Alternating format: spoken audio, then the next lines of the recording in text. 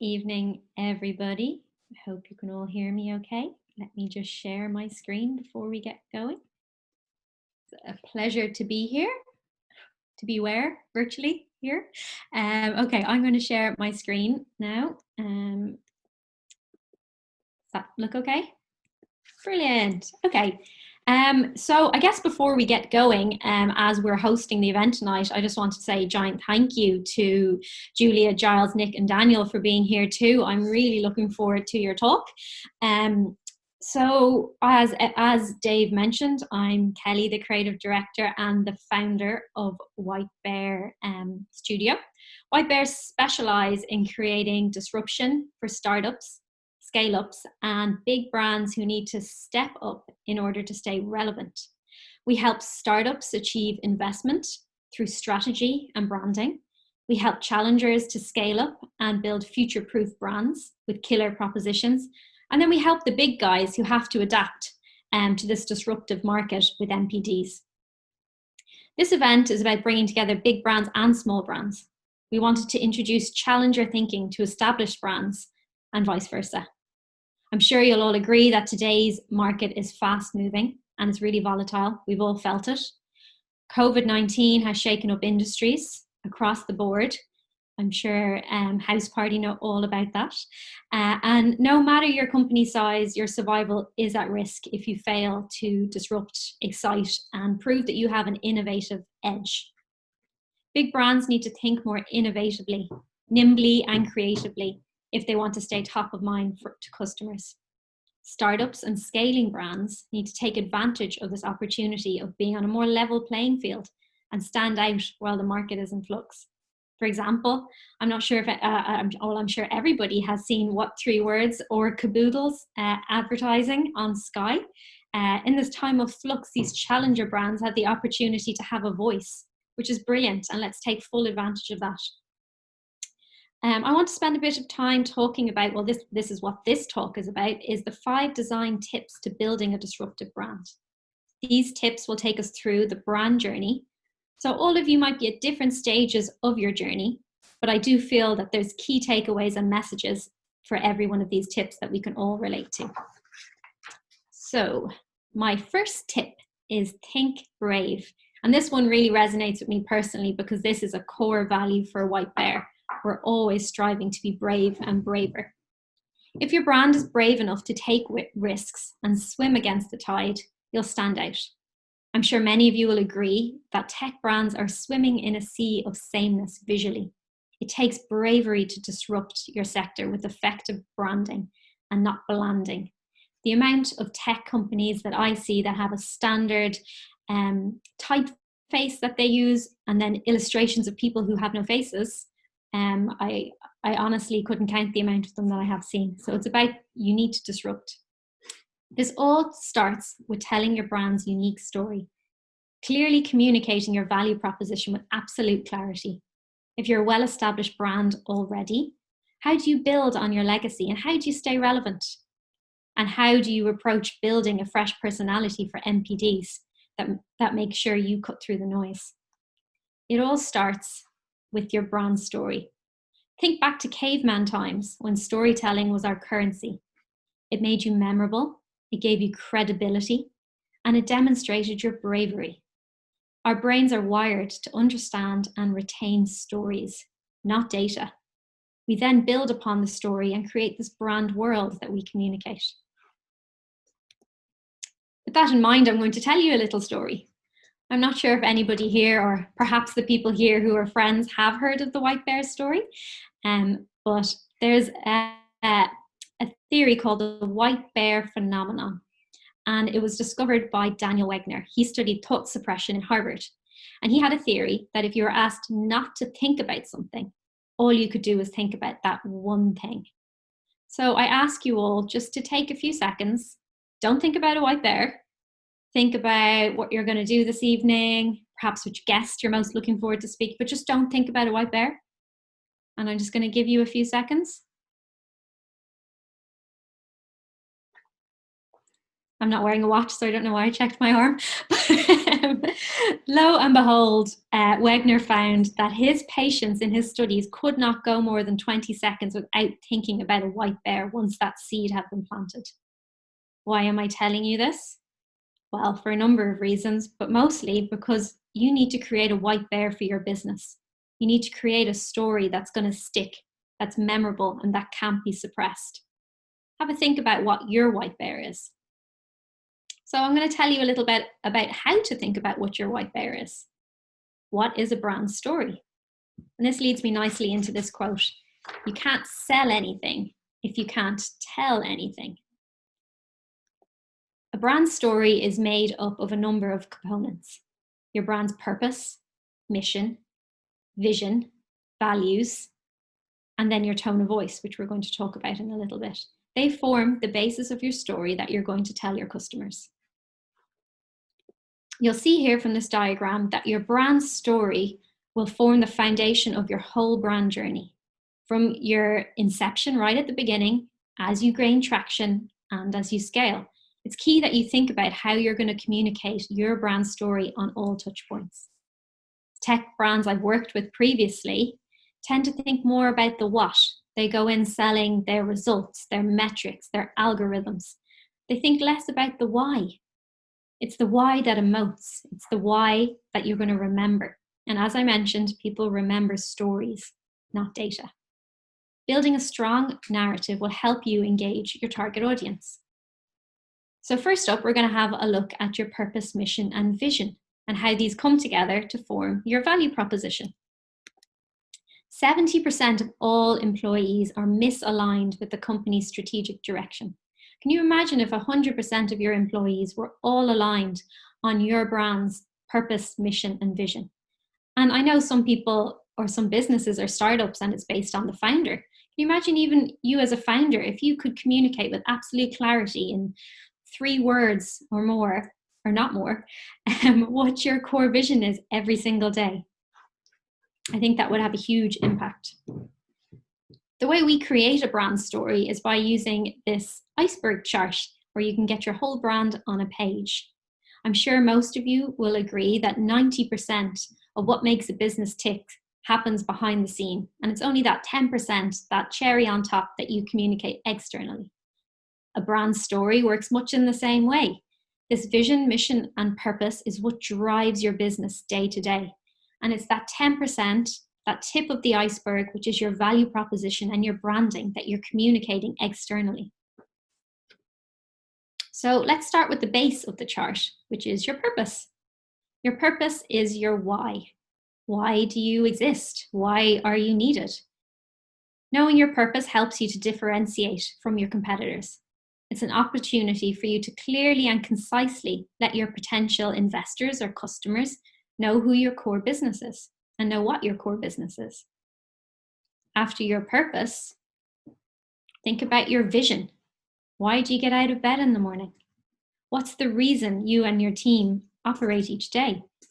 This is more aspirational, but it shows us what your vision for the future is. And it would help if you are looking for investment. It will help your investor picture the future of your business. But be suitably ambiguous with this. Your brand's vision should not be something that you can achieve in the next 10 years. It shouldn't have a monetary value either. Your product may change and evolve. Your team may change and evolve. So don't limit your vision to something that can be achieved within a decade.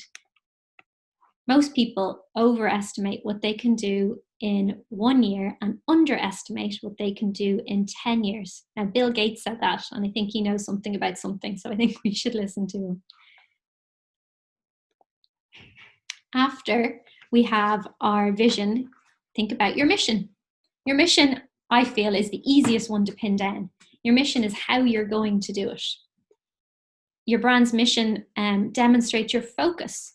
It's the strategy that gets you to your vision. I often picture your brand story like a map.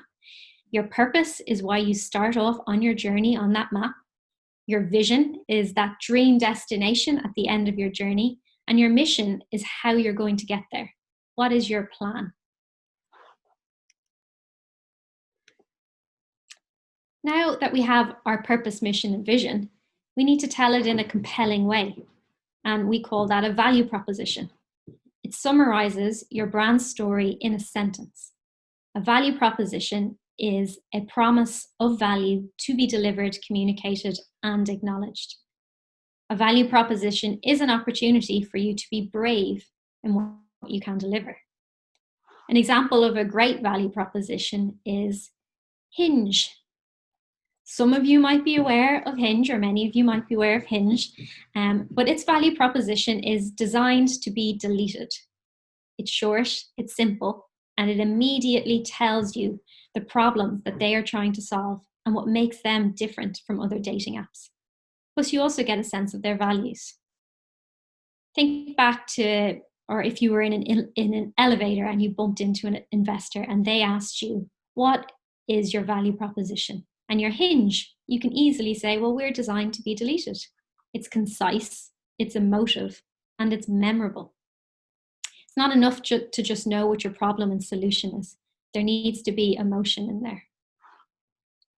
Another really important reason for differentiating yourselves and telling an emotional story is, on average, investors see 100 pitch decks with potentially the same service or product. Of that 100, 10 of them they're going to invest in, and one of them will succeed. So I want to make sure that you're in that 10, that communicated with absolute clarity of what differentiated you, and that you weren't in that 90% who waffled. Which brings me to my second point, and my second designing for disruption. Think like a future unicorn. You need to develop a brand that can stand the test of time. A brand is much more than a name or a logo. It's that intangible feeling, a gut response, like when you first meet somebody. Do I like them? Do I trust them? Would I go to war with them? Could they be a good wingman? It gives you those emotional responses, much like a person. How do you create and maintain a truly iconic brand and tell your compelling story? It's really important in order to gain investment, entice customers, and to help scale your business. Now, there are three essential points for the criteria of creating a truly iconic brand and to ensure that you become that future unicorn and get ahead of the curve. Firstly, it's being ownable. What makes you different? How can you own that? How can you trademark that? I'm going to talk a little bit about that in a minute. Secondly, it's memorable. You need to tell that compelling story that disrupts. What is your white bear? Thirdly, it needs to be future-proofed for change, because as we all know, even more so this year than ever, change is the only constant. Let's talk a little bit about the first one. I'm going to start with ownable. Ownable means to have ownable assets. And what do I mean when I say assets? Well, that your brand is unique, that you have a unique logo mark and typography that's handcrafted, that you have imagery that's bespoke to you, that you're using a color that you can own in your sector, and that you have a really clear tone of voice and personality. And that comes together to create a whole brand world that you can then trademark and own as your own. To demonstrate the power of these brand assets, I've got a little test for you. So I hope we're all using the chat box. First up, in order to see if you can recognize these distinct logos without any type around them or brand names, can anyone tell me who these guys are? Yep, Vicky, you're right. Any of the others? Yeah, Jessica, Zoopla, on it. MailChimp, nailed it. House Party, yeah. You all got it right. Because it's easy, because it's instantly recognizable. You know it straight away without seeing anything else, without even seeing the brand name. Next up, I have owning a color.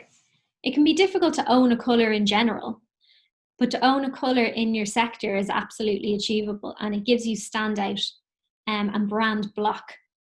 So I would recommend knowing your sector, knowing the brand colors that are being used. And as this talk is about disruption and not swimming in a sea of sameness, I would urge you to pick a different color to what your sector is currently using. For example, fintech brands, they tend to all use blue. Don't use blue. Can anyone tell me these apps? Or tech brands, however we want to call it.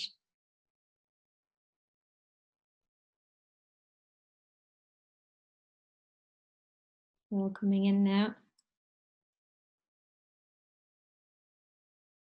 Yep, so Instagram and Facebook, we've nailed it. It's really interesting that actually pre-COVID, I'd have done this test a number of times and hands down, everybody would have said Twitter, whereas we're getting a few Zooms now. So it's really interesting how a challenger has come in.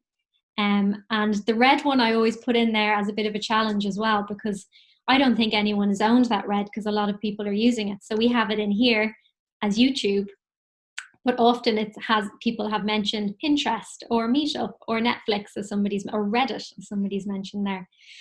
So I just think it's a testament to the power of owning a color as to how Instagram and Facebook are so instantly recognizable. I would have said Twitter as well, except we've had a few Zooms in there. Another really important component that you can own is imagery, and having distinctive imagery that sets you apart rather than using generic stock photography. And it doesn't have to be doing a photography shoot. It can be an application or the way you treat an image. Can anyone tell me this brand?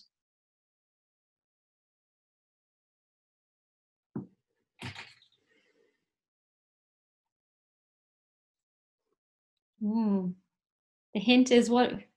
Nope, says Patrick. Do you know the artists? And where would you listen to those artists? The answer is Spotify. So it's interesting that that didn't come up as quickly as I would have assumed it would have, because Spotify have really nailed owning imagery that potentially, I mean, they wouldn't have been able to shoot every one of these musicians. However, they added a treatment and a style to the photography that made it unique to them. Next up, we have tone of voice. So this I've pulled together with value propositions, and I'd be intrigued to know if you guys can recognize these guys without the brand.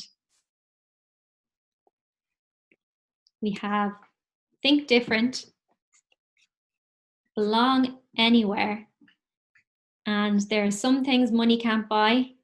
For everything else, there's, yeah, we've got Apple and MasterCard, Apple, Airbnb, yeah.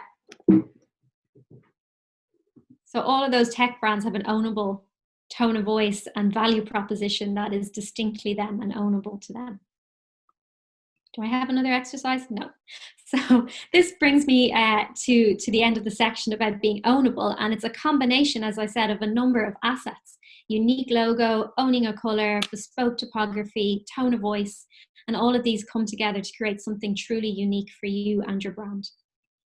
So to go to the second point of our three elements that make a truly iconic brand is being memorable.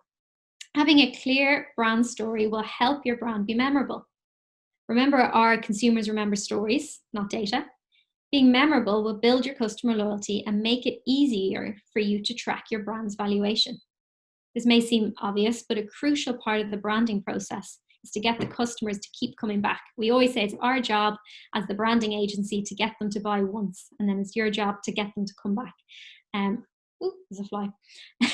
Especially if you're a challenger and some of those big brands are out to replicate your products and your service, it's so important that they can instantly recognize you for you and not end up going to a competitor or a big brand because they didn't remember who you were. A great example of them is Deliveroo. Deliveroo is truly memorable, and they built a brand for scale. I'm sure we remember their original branding that wasn't as good. Their clever design is consistent and works across 12 countries and 130 cities, making it extremely memorable across the world. They have an ownable typography type The letters, they're bespoke to them. They have a typeface that they can use that's distinctive, which means they don't have to plaster their logo on everything. They can do pull branding, which creates intrigue rather than push branding, which is put your logo on everything. They also have an iconic roux, as they call them, that's distinctively drawn for them. And what I find so interesting about them is actually their use of color. So the reason for this really bright color is because initially Deliveroo was black, and all the cyclists were going out dressed in black in their brand color, and there was actually a number of accidents because they weren't standing out.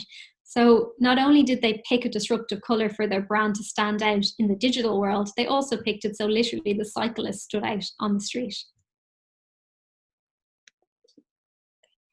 Next up, we have scalable, taking time to think about your brand story and how you can scale it. Remember your vision and being suitably ambiguous.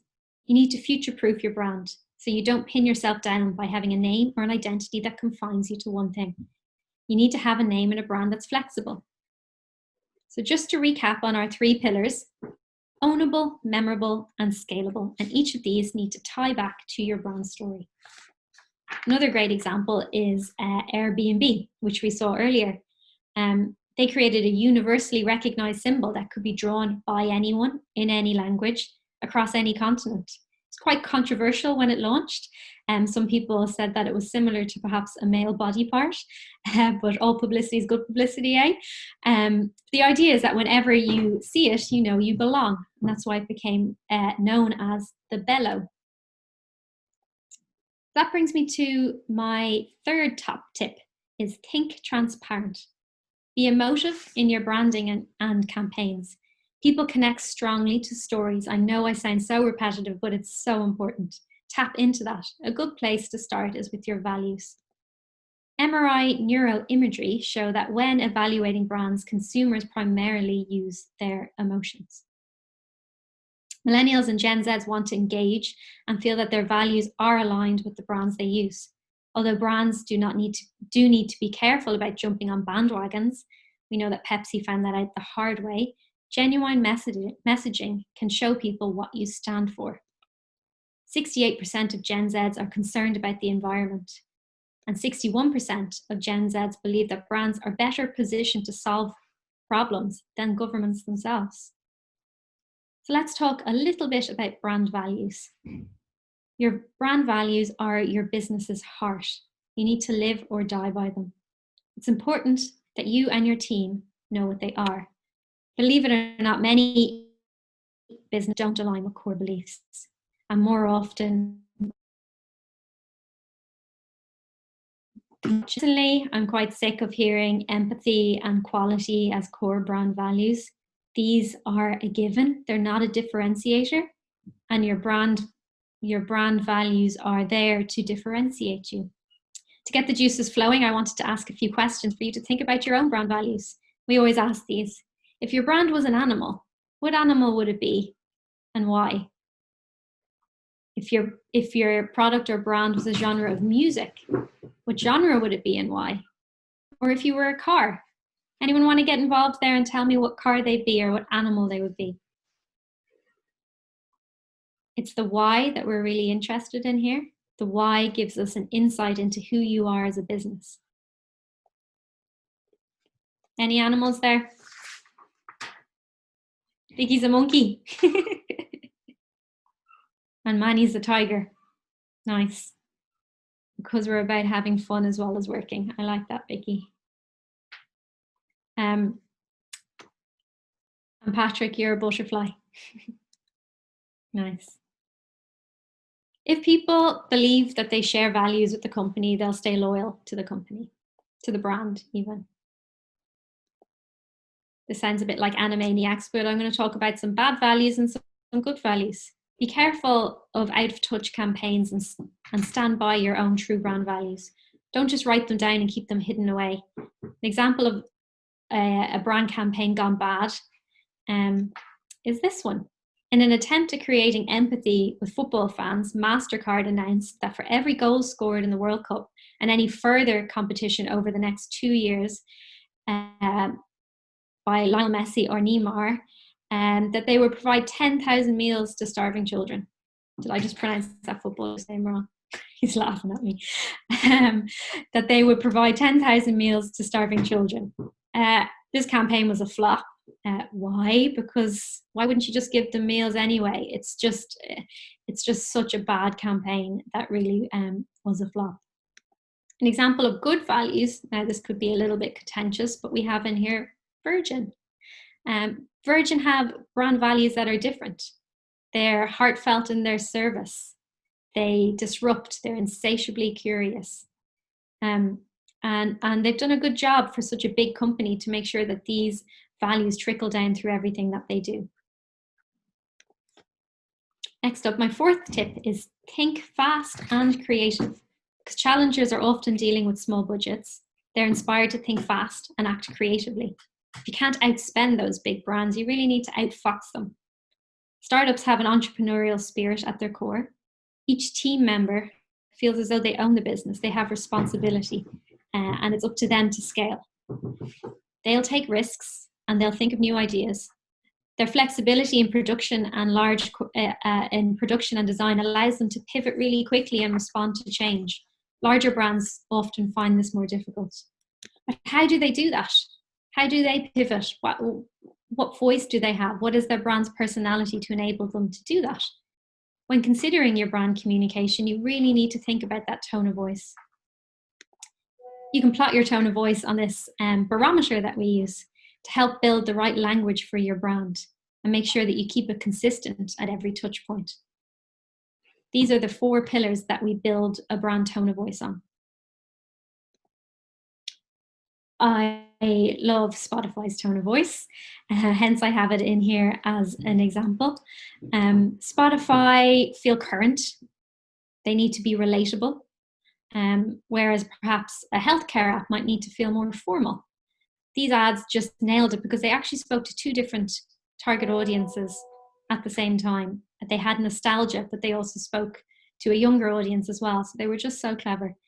And in terms of tone of voice, it's really important to think of your audience and how they speak and what they relate to. I certainly know I wouldn't want to receive, for example, an NHS reminder for some type of exam in the same tone of voice that I might see a Paddy Power ad. Another great example is MailChimp.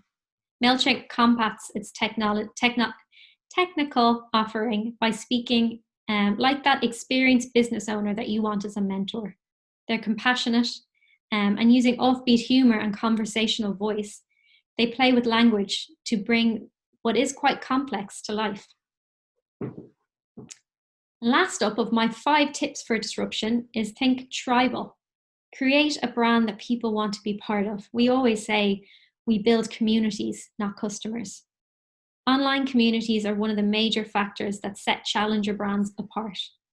Now more than ever, people want to engage with bigger causes. They want to feel like they're part of building their favorite brand. They want to have an authentic dialogue, and they want to feel listened to.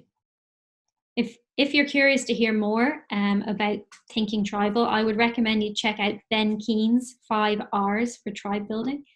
Ben is a friend of ours and a partner, and he's a co-founder of Rebel Book Club and Tribe Wanted, and is one of the best tribe builders I know. A great example of tribe building, actually, digitally, is Glossier.